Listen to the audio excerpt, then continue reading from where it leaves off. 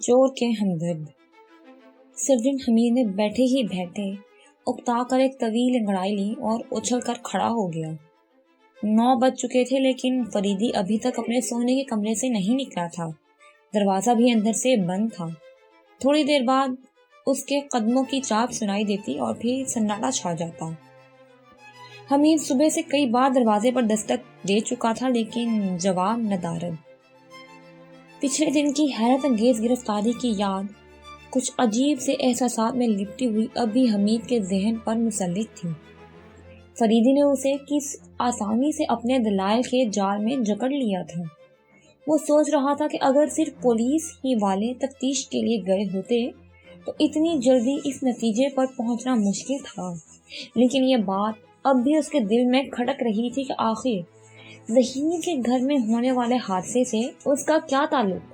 فریدی اسے کس بنا پر اس سے منسلک کر رہا ہے؟ ضروری نہیں کہ یونیورسٹی سے چرایا ہوا زہر وہاں بھی استعمال کیا گیا ہو۔ اور پھر سب سے بڑی بات تو یہ ہے کہ ابھی تک لیبارٹری انچارج نے اقبال جرم نہیں کیا تھا۔ ویسے ہر ایک کو یقین تھا کہ وہ یا تو خود مجرم ہے یا پھر زہر کی گمشدگی کے راز سے واقف ہے۔ حمید نے ایک بار پھر دروازے پر دستک دی اور چیخ کر بولا، میں جانتا ہوں کہ آپ زندہ ہیں لیکن میں ضرور مر جاؤں گا۔ کیوں؟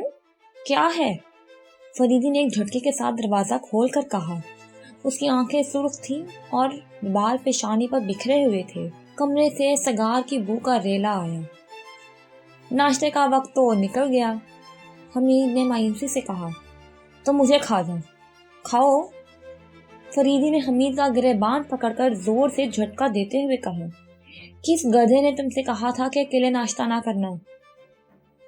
تو اس میں بگڑنے کی کیا بات ہے؟ ناشتے کی ایسی کی تیسی میں ویسی میں دوپہر کا کھانا بھی نہیں کھاؤں گا۔ کھانا؟ فریدی نے اوپری ہونٹ بھینچ کر کہا۔ حمید کمرے میں گھس گیا۔ پلنگ کے قریب والی میز پر متعدد چیزیں بکھری ہوئی تھیں جن میں افیون بھی تھی جو ان دونوں ہم شکلوں کے پاس سے برآمد ہوئی تھیں۔ شمس کے خطوط بھی تھے اور خطوط کے ساتھ والی تصویر بھی۔ حمید فریدی کی طرف پلٹا۔ یہ بات تھی۔ وہ مسکرا کر بولا، عورت، افیون اور اشکیا خطوط، معلوم ہوتا ہے تھوڑی سی چکھی بھی گئی ہے۔ خدا مجھے معاف کرے۔ بکو نہیں، ناشتے کے لیے کہہ دو، وہ تو خود بخود آ جائے گا، لیکن مجھے بک لینے دیجیے۔ بکو۔ پہلی بات تو یہ کہ اس بار آپ بری طرح شکست کھائیں گے۔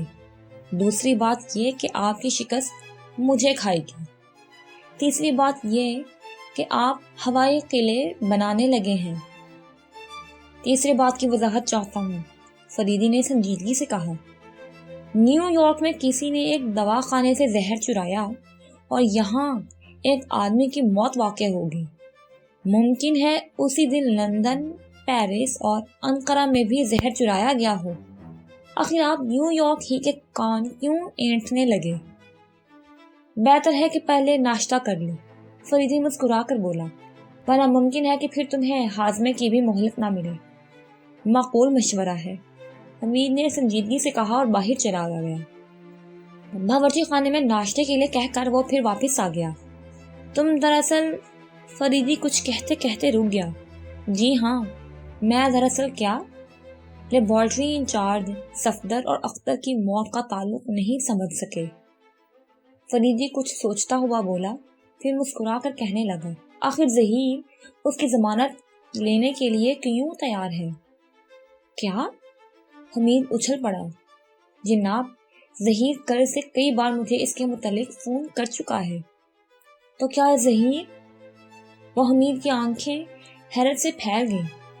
شش، نتائج اخذ کرنے میں جلدی نہیں کرنی چاہیے، بس سنتے جاؤ۔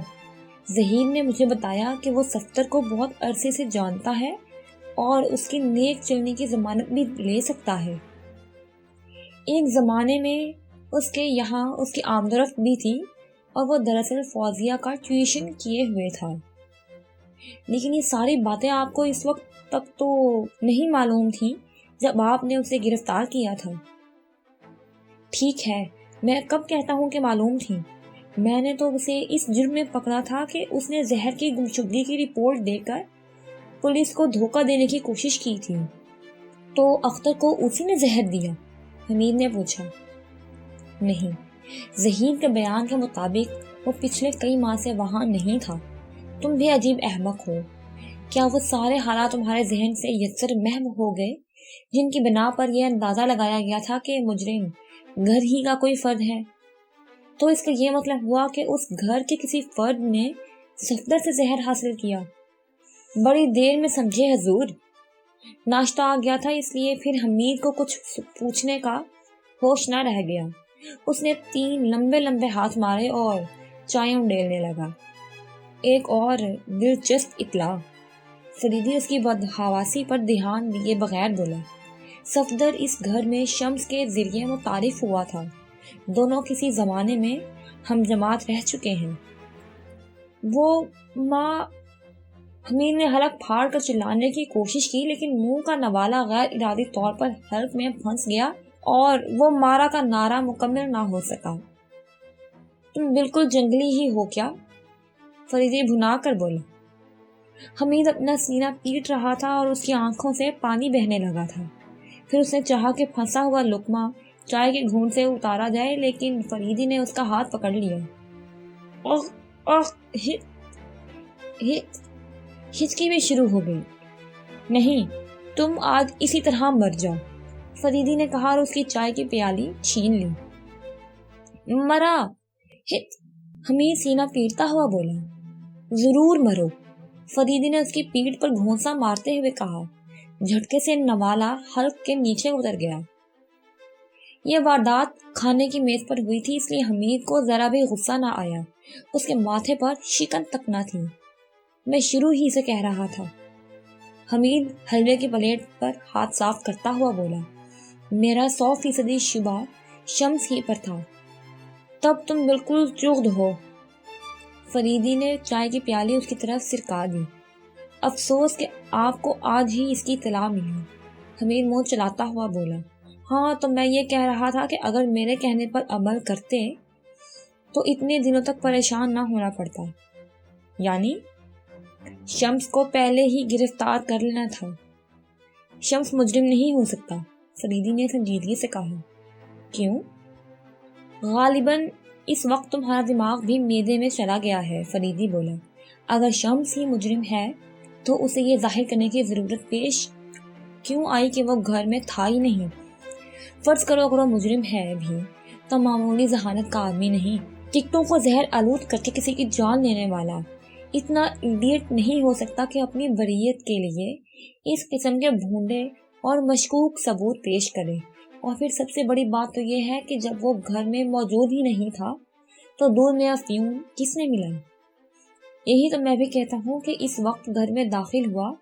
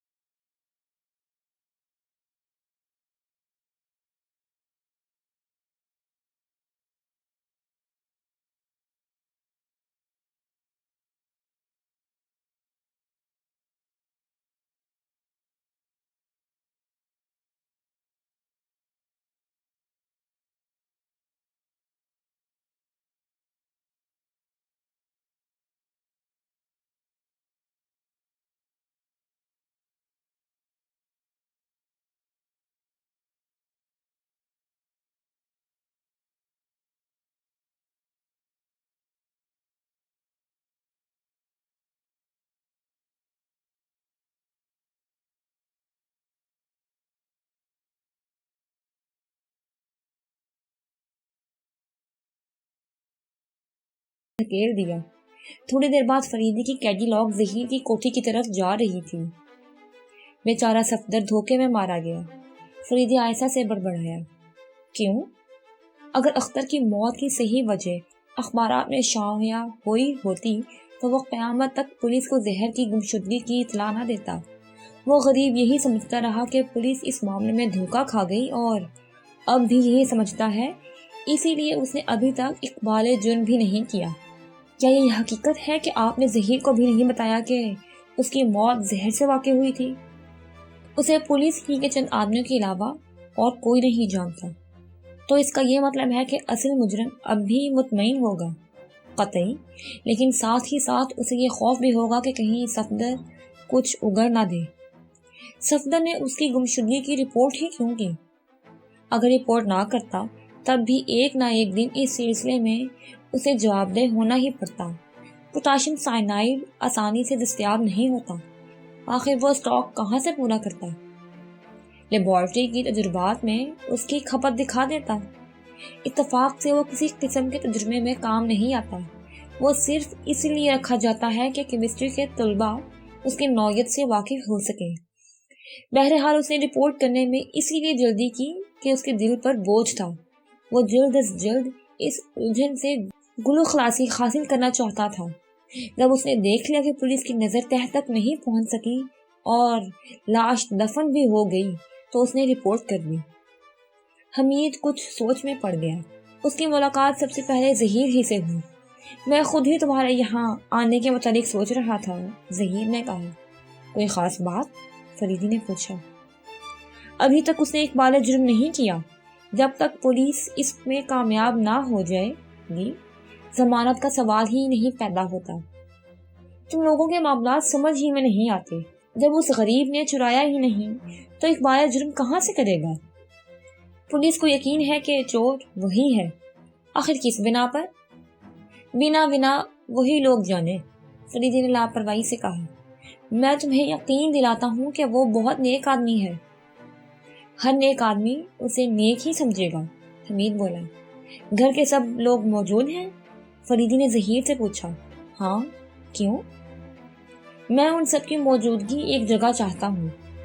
وہ سب ڈرائنگ روم میں اکٹھا ہو رہے تھے۔ نعیمہ پر ابھی تک وہی سوگوارانہ اثرات طاری تھے۔ شمس اپنی نشیلی آنکھوں سے فریدی اور حمید کو گھور رہا تھا۔ دونوں ہم شکل آج کچھ بیزار سے نظر آ رہے تھے۔ ظہیر کی آنکھوں میں ایک طرح کا احتجاج تھا جسے وہ اپنی طبعی خوش اخلاقی میں چھپانے کی کوشش کر رہا تھا۔ صرف فوزیہ ایسی تھی جس کی حالت میں کوئی خاص تبدیلی نہ دکھائی دی۔ اس نے اپنے ہاتھ میں ایک فائل دبا رکھا تھا، شاید وہ یونیورسٹی جانے کے لیے تیار تھی۔ اب آپ لوگ یونیورسٹی پر بھی حملہ کرنے لگے، اس نے مسکرا کر فریدی سے کہا۔ یونیورسٹی خود ہی اس نیک کام کی دعوت دیتی ہے، میں کیا کروں؟ کیا آپ کی دانت میں کوئی چور بھی پولیس کی مدد لے سکتا ہے؟ یہ چور کی ذہنی حالت پر مبنی ہے، لیکن افسوس کہ صفدر بہت زیادہ ذہین ہے۔ اسے یہ سوچنا چاہیے تھا کہ کم از کم پوسٹ مارٹم کرنے والے اتنے احمق نہیں ہوا کرتے۔ کیا مطلب؟ فوزیہ اسے گھورنے لگی۔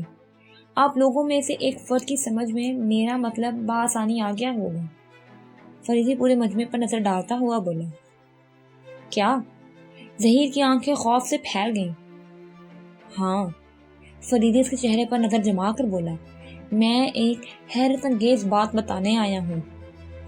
بھائی بتاؤ نا، مجھے الجھن ہو رہی ہے، ظہیر بے چینی سے بولا۔ اختر کی موت خنجروں کی وجہ سے نہیں ہوئی تھی۔ پھر؟ متعدد آوازیں کمرے میں گونج کر رہ گئی۔ دونوں ہم شکلوں نے کہکا لگایا۔ انسپکٹر فریدی زندہ باد، دونوں چیخنے لگے۔ میں زندہ باد، تم زندہ باد، سب زندہ باد۔ شور نہیں، فریدی ہاتھ اٹھا کر بولا۔ تم دونوں بھی ادھیڑے جاؤ گے، میں اچھی طرح جانتا ہوں کہ تم میں سے صغیر کون ہے۔ ہائے، پھر وہی دونوں اٹھ کر کھڑے ہو گئے۔ زندہ باد واپس، بالکل واپس۔ بیٹھ جاؤ، زیادہ بچپنا اچھا نہیں معلوم ہوتا۔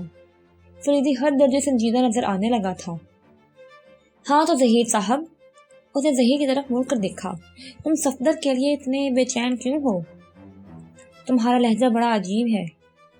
اس کی بھی وجہ ہے، یعنی میرے خیال سے یونیورسٹی سے چرایا ہوا پوٹاشیم سائنائڈ اسی گھر میں استعمال کیا گیا ہے۔ سائنائڈ؟ فوزیہ فریدی کو گھورنے لگی۔ ہر ایک کے چہرے پر ہوائیاں اڑ رہی تھیں۔ حیرت کی بات نہیں، فریدی مسکرا کر بولا۔ تم تو سائنس کی طالبہ ہو، پوٹاشیم سائنائڈ کی زرد اثری سے واقف ہی ہوگی۔ بیچارہ اختر اسی کا شکار ہوا۔ لیکن خنجر؟ خنجر ان دونوں کو پھنسانے کے لیے اس کے موت کے بعد استعمال کیے گئے. ہائے پھر وہی دونوں. ہم شکلوں نے اپنے پیشانی پر ہاتھ مارے. Shut up. حمید نے انہیں گھونسا دکھایا. دوہرا قتل ناول کا آخری باب پیش کرتے ہیں مجرم. تو چلیں آخری باب آنے سے پہلے آپ بتائیں کہ آپ کے خیال سے مجرم کون ہے, کس نے قتل کیا ہوگا. کیا وہ گھر میں سے ہی ہوگا؟ جلدی کمنٹس میں بتائیے. شکریہ.